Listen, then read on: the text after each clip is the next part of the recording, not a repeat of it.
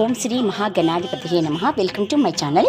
ముందుగా మీ అందరికీ సంకష్టహార చతుర్థి శుభాకాంక్షలు. ఏంటి ఇలా చెప్తున్నది అనుకుంటున్నారా? ఈసారి సంకట చతుర్థి మనకి మంగళవారం వచ్చింది. సో మంగళవారం వస్తే అంగారక చతుర్థి అంటారు. వినాయకునికి చాలా ఇష్టమైన రోజు.